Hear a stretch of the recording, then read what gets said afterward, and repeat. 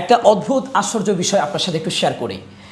ধরুন আপনাকে কেউ বলল যে তুমি যদি আজকে রাত্রে আমার অফিসে কাজ করো তাহলে আমি তোমাকে ৮৩ বছর কাজ করলে তুমি যে পরিমাণ স্যালারি পাইতা, টাকা পাইতা, আমি তোমাকে সেই পরিমাণ টাকা দিব।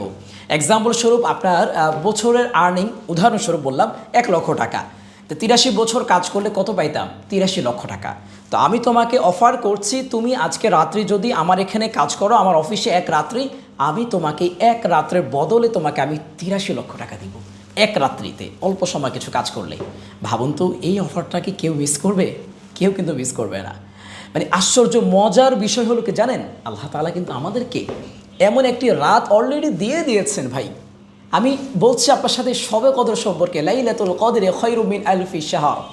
আল্লাহ তাআলা পবিত্র কালামে মাজিদে ইরশাদ করেন, ইন্না আনজালনাহু ফি লাইলাতিল কদর ওয়া মা আদরাকা মা লাইলাতুল কদর, লাইলাতুল কদরে খায়রুম মিন আলফি শাহর। আমি এই শবে কদর রাত্রে কোরআনকে নাজিল করি। তুমি কি জানো শবে কদর কি? শবে কদর হলো লাইলাতুল কদরে খায়রুম মিন আলফি শাহর। শবে কদর হলো যা ১০০০ মাসের চেয়েও শ্রেষ্ঠতম একটি মাস। আপনি ভাবুন তো আমরা আসলে বাঁচি কতদিন, আমাদের বর্তমান গড়ায়ু কতদিন? আমাদের ৬০ থেকে ৬৫, তাই না? ৭০ বছর হলে বলে ফেলে, ও মাই গডনেস, এই লোকটা তো অনেক দিন বেঁচে গেল। আর যদি ৮০ বছর ৯০ বছর বাঁচে তাহলে তো বললাম সে তো অনেক দিন বেঁচে গেল।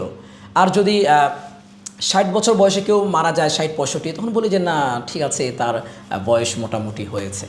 তা আপনি ভাবতে পারেন এই একটা রাত যদি আমি ইবাদত করি তাহলে আল্লাহ তাআলা আমাদেরকে ১০০০ মাস, কি ১০০০ মাস কত জানেন? প্রায় ৮৩ বছর। ৮৩ বছর সমান আল্লাহ তাআলা আমাদেরকে সওয়াব দিবেন। রাসূল সাল্লাল্লাহু আলাইহি ওয়াসাল্লাম আরও একটি সুসংবাদ দেন যে মান কামা লাইলাতুল কদরি ঈমানান ওয়া ইহতিসাবান গুফিরা লাহু মা তাকদ্দামা মিন যামবি। তোমাদের মধ্য থেকে কেউ যদি শবে কদরের রাত পাও এবং সে যদি ঈমানের সাথে সওয়াবের আশায় এ রাত্রিতে ইবাদত করে, আল্লাহ তাআলা তার পূর্বের সমস্ত গুনাহ মাফ করে দিবেন। সুবহানাল্লাহ। রাসূল সাল্লাল্লাহু আলাইহি ওয়াসাল্লাম আরও বলেন, তাহাররু লাইলাতুল কদরি ফিল উইত্রি মিনাল আশরিল আওয়াখিরি মিন রমাদানা। তোমরা বেজর রাত্রিতে শবে কদর তালাশ করো। বেজর রাত্রি বলতে বোঝানো হয়নি বাংলাদেশে যেটা আমরা করি ২৬ রমজানে দিবাগত রাত্রি গিয়ে আমরা শবে কদর তালাশ করি। অথচ রাসূল সাল্লাল্লাহু আলাইহি ওয়াসাল্লাম বলেছেন তোমরা বেজর রাত্রি, কোনো রাত কিন্তু নির্দিষ্ট করেনি। ২১ রমজান হতে পারে, ২৩, ২৫, ২৭, ২৯, যে কোনো একটি রাত কিন্তু হতে পারে। হযরত আয়েশা রাদিয়াল্লাহু তাআলা আনহা বলেন যে ইয়া রাসূলুল্লাহ, আমি যদি শবে কদর পাই তাহলে আমি কোন দোয়াটা পড়ব? আমরা অনেকেই কনফিউশন, উস্তাদ আমি শবে কদর যদি পাই কোন দোয়াটা পড়ব? রাসূলকে কোনো দোয়া বলেছেন?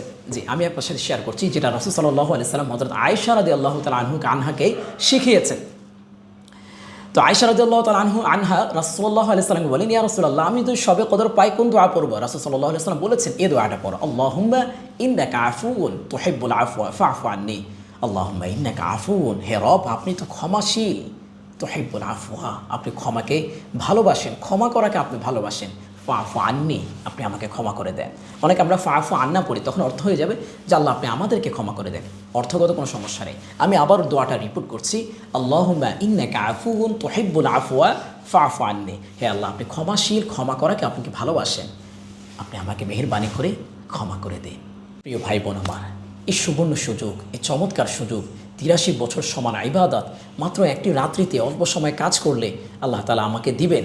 ইবাদত করলে আমরা এই সুযোগকে কেউ মিস না করে, ইয়াং থেকে শুরু করে বয়োজ্যেষ্ঠ বৃদ্ধ যারা আছেন সবাই এই রাত্রিকে আমরা মূল্যায়ন করে প্রতি বেজর রাত্রিতে আমরা আমাদের জায়গা থেকে সাধ্য অনুযায়ী যে যতটুকু পারি ইবাদত বন্দেগী করার চেষ্টা করি। আল্লাহ তাআলা আমাদের সবাইকে আমাদের ভাগ্যে শবে কদর নসিব দান করুক। আমিন। ওয়া মা তাওফীকি ইল্লা বিল্লাহ। আসসালামু আলাইকুম ওয়া রাহমাতুল্লাহি ওয়া বারাকাতুহু।